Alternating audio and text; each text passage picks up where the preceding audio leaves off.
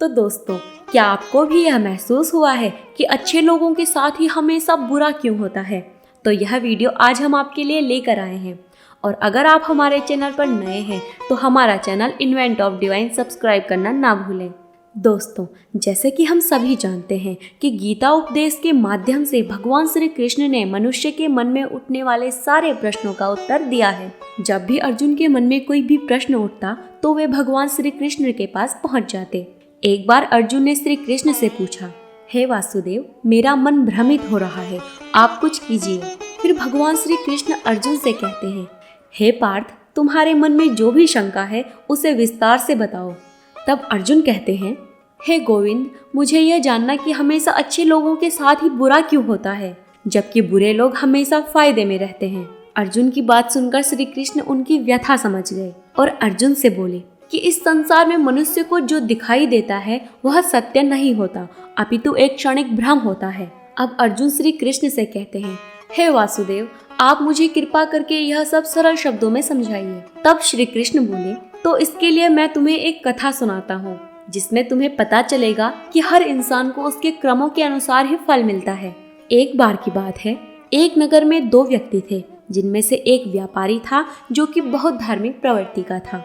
वह रोज मंदिर जाता, वह दान पुण्य करता और अपने व्यापार के साथ साथ प्रभु की भक्ति में भी लीन रहता था, अथवा कभी किसी का भी बुरा नहीं करता था। जबकि जो दूसरा व्यक्ति था वह मंदिर तो जाता था, मगर मंदिर के बाहर रखी हुई चप्पलों को चुराने के लिए। उसकी पूजा पाठ अथवा धार्मिक कार्यों में कोई भी रुचि नहीं थी। कभी कभी वह मंदिर का चढ़ावा भी चुरा लेता था। एक दिन उस नगर में बहुत बड़ा तूफान आया और उस दिन मंदिर में सिर्फ पंडित जी ही थे। तो उस दूसरे व्यक्ति के मन में लालच आया कि आज मंदिर में कोई नहीं होगा, इसलिए वह तूफान में ही चोरी करने के लिए मंदिर पहुंच गया और पंडित जी से छुपकर सारा धन चुरा लिया और वहां से भाग भी गया।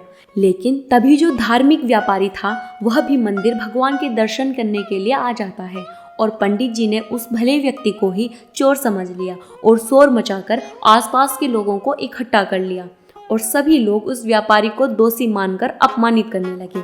जैसे तैसे वह व्यापारी वहां से निकलकर अपने घर जा रहा था, परंतु रास्ते में एक घोड़ा गाड़ी से टकरा कर घायल हो गया और फिर आगे चलकर उसे वह चोर मिला जिसने मंदिर से सारा धन चुरा लिया था। और वह चोर खुश होकर बोल रहा था कि आज तो मेरी किस्मत ही चमक गई, इतना सारा धन प्राप्त हो गया। यह सुनकर उस व्यापारी को बहुत क्रोध आया कि उसकी कोई गलती ना होने पर भी उसे इतना अपमानित होना पड़ा और जो वास्तविक में चोर था वह ऐशो आराम की जिंदगी जी रहा है।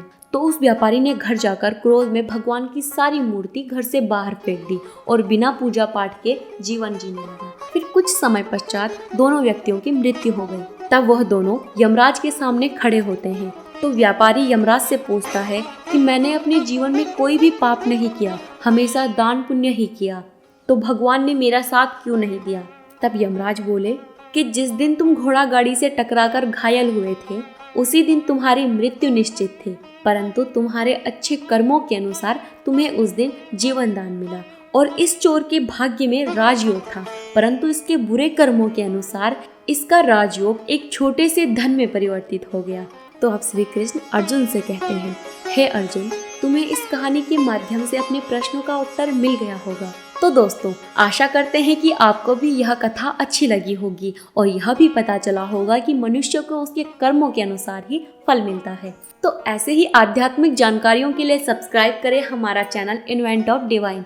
धन्यवाद।